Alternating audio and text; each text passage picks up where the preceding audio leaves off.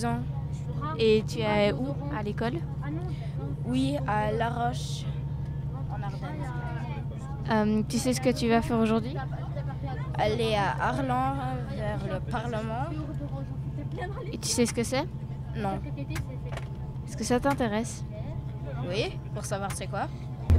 C'est toujours intéressant de savoir où se passe la juridiction de la province.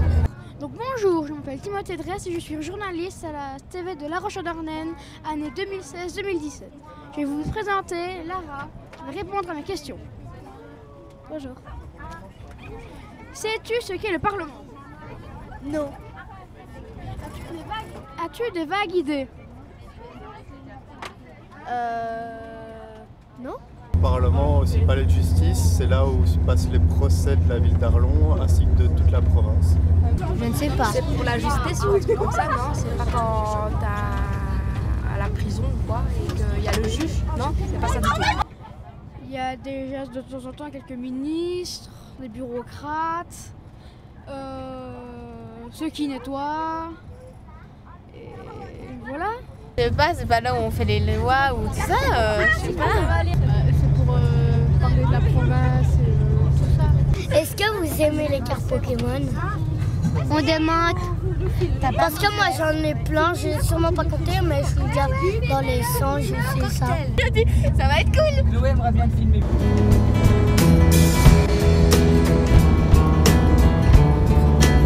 Sais-tu qui travaille au Parlement?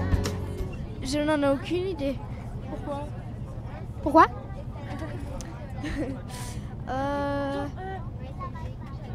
Parce que j'ai jamais été. D'accord. Et sais-tu la superficie du Parlement? C'est quoi? La taille du Parlement? Une estimation peut-être? Non. Tu dirais même pas comme ça, sans savoir, comme ça, en chiffres? En mètres carrés s'il te plaît? 100? 100 mètres carrés. Bonjour, comment vous appelez-vous? Mélusine. Ok, alors je peux vous poser trois questions? Oui. Ok, alors, c'est quoi un parlement? Un endroit où on crée des lois. Ok, ensuite, où se trouve le parlement de la province du Luxembourg? À Arlon. Ok, et enfin, combien de personnes y travaillent? Une trentaine.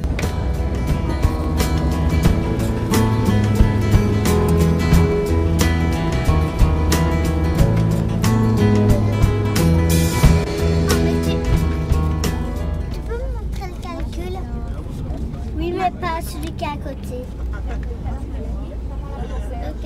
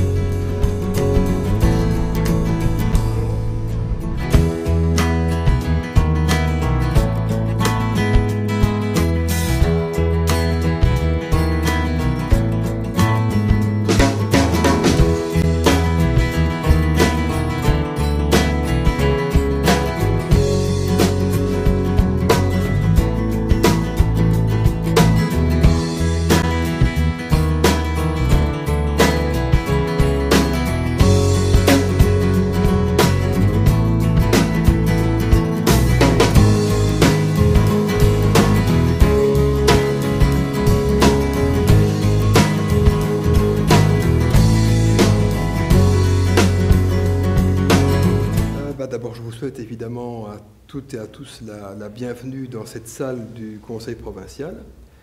Vous allez vous en rendre compte, j'ai pas, dans le cadre de cette présentation, j'ai pas de plan, j'ai pas de notes, vous voyez. Donc je vais un petit peu vous parler comme ça vient. Et alors surtout, si on veut que ce soit enrichissant pour tout le monde, je pense que le plus simple, et puis que ce soit un petit peu plus dynamique. Donc si vous avez des questions, n'hésitez pas, je préfère quand même que vous les posiez peut-être au fur et à mesure. Donc vous levez la main, vous demandez la parole, et puis vous posez votre question, et comme ça j'y réponds, je vais dire, en direct et en instantané. Sinon, ça sera un peu plus vivant. Alors, première chose quand même, je vais me présenter. Donc moi je sais que vous venez tous de l'Athénée royal de La Roche, si je me trompe. Donc on a, pour la petite histoire, on peut en reparler par la suite, mais on a un conseiller provincial qui habite La Roche-en-Ardenne. Peut-être que certains le connaissent. Est-ce que quelqu'un connaît qui oui? Nicolas Deladen. Ah non, oui, c'est presque ça. Nicolas Deladen, c'est un agent provincial. Il travaille à la province, c'est un collègue à moi. J'ai oublié quoi. Non, ça, Guy Gilotto, c'est le bourgmestre. C'est Dominique Gillard. Enfin, je suis responsable du service des greffes qui a une mission bien particulière au sein de l'administration provinciale, mais qui abrite aussi, et c'est à ce titre-là que je vous reçois, qui abrite aussi la cellule communication. Alors, c'est important parce que la communication, évidemment, vous savez ce que ça veut dire, c'est d'aller vers les autres.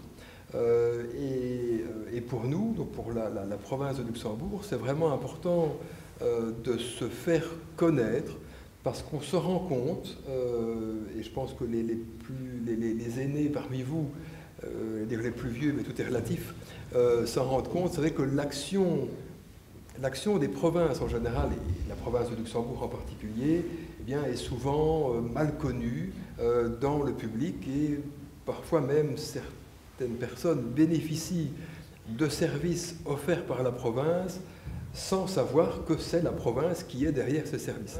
Et ce genre de visite, enfin visite, le mot est un peu fort peut-être, ce genre d'exposé, en tout cas ici dans la salle du conseil, eh bien, ça sert surtout à ça.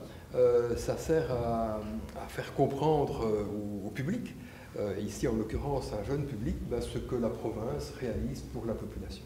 Vous vous trouvez ici donc dans la salle du conseil provincial. Donc, le conseil provincial se réunit ici une fois par mois. Vous êtes assis à la place qu'occupe normalement un conseiller provincial. Mais on reviendra plus tard sur le côté, je dirais, pratico-pratique et sur l'utilité des micros, des boutons et de ce genre de choses. Donc les provinces, finalement, elles remontent à l'indépendance de l'État belge. L'indépendance de l'État belge qui remonte à quelle année? 1830. C'est toujours les mêmes, c'est les plus grands, c'est normal. Donc l'indépendance qui remonte à 1830, et dans la foulée de cette indépendance, on a constitué les provinces. Et en réalité, avant l'indépendance de la Belgique, donc 1830, nous étions sous la domination hollandaise. Et à l'époque de la domination hollandaise, on ne parlait pas de Belgique comme on en parle aujourd'hui, on parlait des provinces unies. Jusqu'aux dernières élections, ils étaient 6, et depuis les élections de 2012, ils sont passés à 4 fonctionnaires. Une question. Alors ceux qui sont derrière ne peuvent pas demander de questions? Non, voilà, bonne question et bonne remarque. À partir de là, on se fait. Plus personne. Ici, une fois qu'on est là, on n'a pas le droit de parler. Autant les conseillers, évidemment, ils sont même payés pour ça, ils peuvent parler tant qu'ils veulent, ils peuvent s'exprimer, poser des questions. Mais ici, motus. On vote juste. Oui, même pas, parce qu'en fait ici, comme je vous l'ai expliqué, mais je comprends ta question, tu as entièrement raison. Donc, comme il y avait plus de conseillers dans le temps, donc on avait forcément plus de micros et de dispositifs de vote, mais ceux-ci ne servent plus à rien. D'ailleurs, ils ont été désactivés, enfin, je pense. Ok. Donc ça, c'est des fonctionnaires. Dans cette salle furent jugés et condamnés par le conseil de guerre allemand, soit à la peine capitale, soit à des peines d'emprisonnement ou de travaux forcés, de nombreux Belges que leur ardent patriotisme avait désignés aux représailles de l'ennemi pendant l'occupation. Mais pendant l'occupation, eh bien, cette salle, malheureusement, servait aussi de tribunal pour juger les résistants. Et pas mal de gens, malheureusement, ont été condamnés à mort pour la déportation dans cette salle à cette époque. Et donc, c'était bien la moindre des choses que de leur rendre hommage dans cette salle. Vous avez chacun devant vous plusieurs choses, tout un dispositif, un micro. Il est beau. Il est pas mal, oui. Un micro, et puis des boutons, un vert, un blanc, un rouge. Donc vous avez le micro, vous avez le bouton rouge qui sert à demander la parole, et puis vous avez ici un bouton vert, un bouton blanc, un bouton rouge. Qui sert à quoi?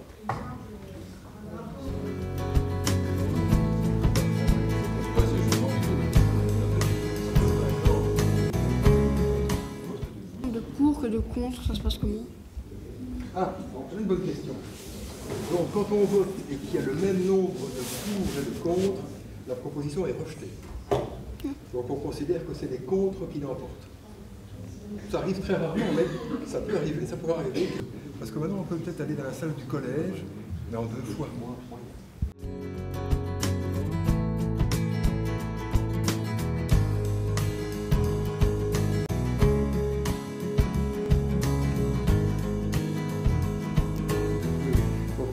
Vous avez dit tantôt que les réunions du conseil provincial étaient publiques. Et vous avez vu, donc il y avait une place au fond de la salle qui est réservée au public. Or ici, c'est tout à fait le contraire. Ici, les réunions sont toujours à huis clos. C'est-à-dire que ce qui se dit reste secret. Donc il y a bien sûr un compte rendu, mais qui n'est pas diffusé dans la presse, qui n'est pas public. Donc et alors il y a quelque chose de très symbolique, hein, c'est que vous avez vu dans la salle d'où nous venons, il y avait une place pour le public. Et ici, je ne sais pas si vous avez remarqué la porte. Porte à double battant, matelassée, machin, donc vraiment l'impression que c'est un petit peu excessif. Nous allons vous présenter un peu la personne de Serge Whithammer qui vient de nous présenter pendant à peu près 1 heure un petit exposé sur le fonctionnement de notre province. Alors Serge, est-ce que vous pouvez un peu nous expliquer votre métier, en quoi consiste-t-il? Alors voilà, mon métier, ou en tout cas le rôle du service que je dirige, c'est un rôle vraiment clé dans le fonctionnement de l'institution, puisque vous avez d'un côté l'ensemble de l'administration, donc tous les services provinciaux qui représentent à peu près 800 agents provinciaux, ça c'est l'administration, et puis comme on en a longuement parlé, vous avez ce qu'on appelle les autorités provinciales, que sont le collège et le conseil. Et quand le collège ou le conseil prennent des décisions, c'est toujours sur base, c'est en tout cas le plus souvent sur base d'un dossier qui est instruit, qui est préparé par l'administration et qui leur est soumis. Et alors, généralement, à la fin du rapport, il y a une proposition et l'administration propose au collège de décider ceci ou cela. Et le collège est d'accord ou n'est pas d'accord, ou il peut être d'accord sur certains points ou pas sur d'autres. Donc tout ceci pour dire que les décisions sont prises sur base de rapports, de dossiers, et tous les dossiers qui sont soumis aussi bien au collège qu'au conseil passent par mon service. Donc c'est-à-dire qu'on est un petit peu le goulot d'entrée, donc on est un petit peu l'entonnoir, si je puis dire, de tous ces dossiers vers le collège et le conseil, donc qui arrivent chez nous, donc on les enregistre, on les note. Et donc on établit en faisant ça finalement l'ordre du jour des réunions du collège ou du conseil. Et après les réunions, donc lorsque les décisions ont été prises, eh bien on acte évidemment les décisions qui sont intervenues. Ce qui fait qu'en pratique, on rédige les procès-verbaux des réunions et c'est seulement ensuite qu'on renvoie les dossiers dans l'administration. Donc vraiment, le rôle du service que je dirige, c'est de servir de plaque tournante entre l'administration et l'autorité politique. En résumé, pouvez-vous nous dire à quoi sert le Parlement? Alors là, oui, le Parlement, je pense que vous parlez du Conseil provincial. Et donc finalement, le rôle du Conseil provincial, mais qui est un petit peu le Parlement de la province, toute proportion gardée, eh bien, c'est tout simplement d'administrer la province et de prendre des décisions pour, je veux dire, qui vont dans le sens, je l'ai dit tantôt, de l'intérêt provincial, donc qui vont, on l'espère en tout cas, dans le sens de l'intérêt des citoyens de la province. C'est donc finalement un rôle d'administration. Le boulot du Conseil, c'est de prendre des décisions, finalement. Donc, quels sont les thèmes de débat les plus régulièrement abordés dans la salle du Conseil? Un des rôles de la province, par exemple, ça consiste à accorder des primes, soit aux agriculteurs, des primes en matière d'aide sociale, des primes en matière de santé, donc dans toute une série de domaines dans lesquels la province est active.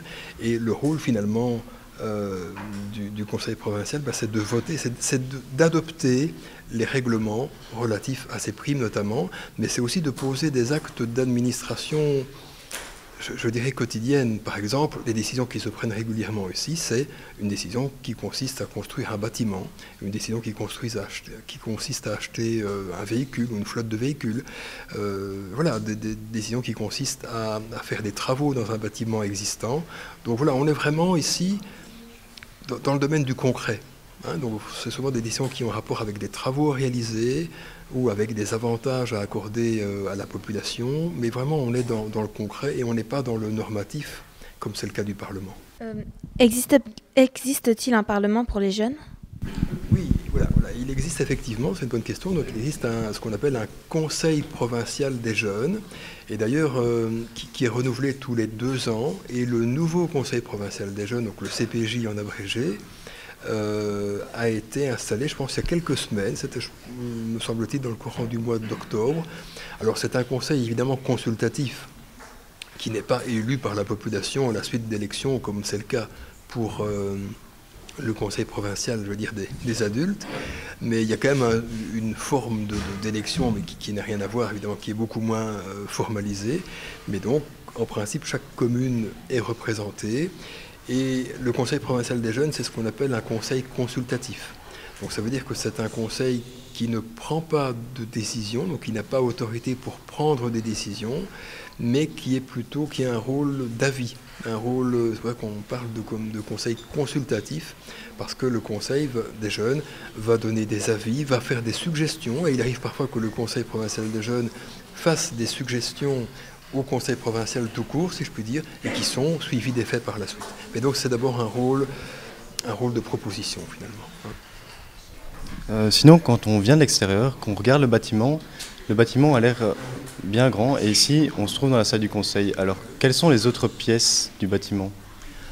Ah, alors c'est un peu... Oui, mais déjà, donc, quand vous êtes arrivé, donc vous avez le bâtiment qui se compose de 2 grandes parties. Donc vous avez la partie ici dans laquelle nous sommes, donc c'est ce qu'on appelle l'annexe. En fait, le bâtiment principal, c'est le palais provincial, donc qui est à gauche quand on le regarde depuis la place Léopold, et puis ici on est dans l'annexe. Donc on va d'abord commencer plutôt par le bâtiment principal. Le bâtiment principal, finalement, mais malheureusement, j'aurais bien voulu pouvoir vous le faire visiter, mais là, ce n'est pas de ma compétence, c'est le gouverneur. Donc finalement, le palais provincial, c'est les appartements du gouverneur. Donc c'est là que sont, en partie en tout cas, ces appartements privés. Et c'est là aussi que sont les bureaux de son cabinet, puisque le gouverneur, on a parlé un petit peu de lui, sans entrer dans le détail, parce qu'on pourrait parler pendant des heures de rien que du rôle du gouverneur. Mais donc le gouverneur a autour de lui ce qu'on appelle un cabinet, donc composé de, je pense, une demi-douzaine de personnes qui sont ses conseillers, qui l'accompagnent aux réunions, qui mâchent un petit peu le travail, qui tiennent son agenda, enfin qui font tout un tas de choses pour permettre au gouverneur de remplir correctement sa mission et son travail, qui est très important et qui est très, très lourd finalement, et donc il a un emploi du temps très chargé. Donc ça c'est le palais provincial, mais qui abrite aussi le bureau du directeur général de la province, M. Goffinet, dont on a un petit peu parlé tantôt. Mais voilà, pour l'essentiel, c'est quand même finalement les appartements, je veux dire, privés du gouverneur, avec quand même quelques bureaux. Et ici, dans ce qu'on appelle l'annexe, là c'est l'inverse, là c'est plutôt dédié à des bureaux. Donc vous avez ici la salle de conseil, qui occupe déjà une grande partie du bâtiment. Et puis vous avez sur le pourtour toute une série de salles de réunion plus petites, parce que on n'a pas toujours besoin d'une salle aussi grande pour se réunir, parce que à côté des réunions du conseil, il y a aussi parfois des réunions entre fonctionnaires, des réunions avec des personnes qui viennent de l'extérieur pour parler d'un projet bien spécifique, et donc ça peut se faire dans les salles qui sont sur le côté. Mais c'est essentiellement ici, donc la salle du conseil et d'autres salles de réunion. D'accord, merci. Et à l'étage, il y a les bureaux du service des grèves, donc il y a mon bureau. Moi, mon bureau, il est juste au-dessus, par exemple. Et au 2e étage, ça c'est important aussi, on n'a pas parlé, mais c'est l'état-major de la zone de secours. Ça c'est quelque chose de relativement nouveau, puisque depuis 1 an ou 2 ans maintenant, même si les services d'incendie continuent d'exister évidemment de façon locale, et heureusement, parce que s'il y a le feu à Saint-Hubert et que les pompiers sont à Arlon, c'est pas une bonne solution, mais le commandement de toutes ces zones, de tous ces services d'incendie régionaux est centralisé maintenant ici à Arlon au travers de ce qu'on appelle une zone de secours unique. Et l'état-major se trouve également dans ce bâtiment. Combien de personnes en fait travaillent pour le Parlement? Donc 800 personnes. Il y a 800 personnes qui sont réparties, donc 800 personnes qui sont réparties évidemment dans toute une série de services qui eux-mêmes sont répartis un peu partout dans la province. Il y a des services, bien sûr, ici sur Arlon, tous les services centraux, donc tout ce qui est l'administration centrale, c'est ici à Arlon, mais il y a toute une série de services je vais dire, opérationnels, comme des services techniques qui s'occupent d'infrastructures routières et autres, qui sont répartis un peu partout sur le territoire. Et vous avez des services de santé, par exemple, et vous avez donc des services provinciaux aussi bien à Vielsalm qu'à Virton, à Aubange, un petit peu sur tout le territoire de la province. Et ça fait donc en tout 800 personnes, en tout cas 800 équivalents temps plein. 800 équivalents temps plein et en termes de personnes, un petit peu moins d'1 millier. D'accord, merci. Eh bien, merci d'avoir répondu à nos questions et merci de nous avoir fait cet exposé qui a pu nous instruire un peu sur ce fonctionnement de la province. Et, merci à vous. Eh bien, merci à vous aussi. Pour finir, nous avons visité le palais provincial de la ville d'Arlon qui nous a démontré que la province a un impact très important sur nos vies. Je dis oui à la démocratie. Vive la démocratie!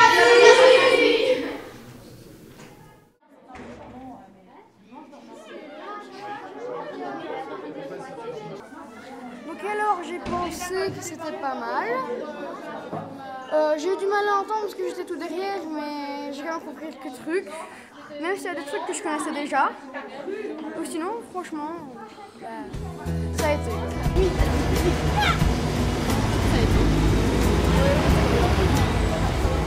Est-ce que cela vous a plu? Oui, c'était la première fois pour ma part que j'allais au palais provincial, donc oui, ne serait-ce que le cadre qui est assez joli. Donc oui, ça m'a plu. Avez-vous tout compris dans les explications?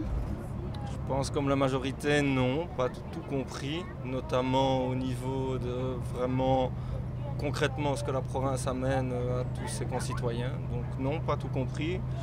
D'autres parties, oui, mais voilà, pas tout. Pensez-vous que cela nous aura apporté quelque chose à nous les jeunes de l'internat? Peut-être pas à tous, mais en tout cas, vous avez déjà tous été visiter aussi le lieu, donc rien que ça, c'est déjà quelque chose d'acquis. Après, c'est des petites graines qui sont semées, que vous pourrez peut-être développer par la suite dans votre parcours scolaire. Il y avait des plus petits, donc à mon avis, ça n'aura pas tout à fait parlé, mais pour les plus grands, dans la grande majorité, je pense que oui, ça a pu vous apporter quelque chose. Pensez-vous être un bon citoyen? Pourquoi? Question piège. Oui, je pense que dans l'ensemble, je suis un bon citoyen. En tout cas, j'essaye de faire de mon mieux. Et pourquoi? Parce que j'essaye de respecter les règles de vie en communauté et de faire de mon mieux à ce niveau-là. Mais oui, je pense que oui, je m'intéresse à la politique, à ma commune, à ma province, à mon pays. Donc oui, j'essaye en tout cas de m'y intéresser au maximum. Ça tourne. Avez-vous tout compris de notre visite à Arlon? Oui, en gros, oui, c'est sûr, mais le monsieur était assez explicite. Maintenant, c'est vrai qu'il y avait des termes qui étaient assez compliqués, je pense, pour vous les jeunes, mais aussi pour nous adultes. Et le problème qu'il y a, c'est qu'il avait une petite voix toute calme et toute posée, que c'est vrai que dans le fond, c'était pas toujours évident. À votre avis, qu'est-ce que ça peut nous apporter à nous, les jeunes? Je pense que c'est une première démarche dans la citoyenneté, dans la démocratie, pour voir un petit peu un conseil, la salle en elle-même. Déjà les lieux, je pense que c'est une première chose et une première belle démarche pour vous. Et puis on va avancer au sein du projet, vous expliquer un peu d'autres choses et aller un petit peu plus loin. Et enfin, pour terminer, est-ce que pour vous, vous êtes une bonne citoyenne? Je pense que oui. Maintenant, c'est peut-être se lancer des fleurs de dire oui, mais je pense que oui. Je m'intéresse, comme disait mon collègue aussi, à tout ce qui concerne mon pays et surtout ma province. Je suis plus au niveau de ma province et je pense être une bonne citoyenne dans tous les actes quotidiens aussi et de respecter les règles de vie en communauté. Comment on dit?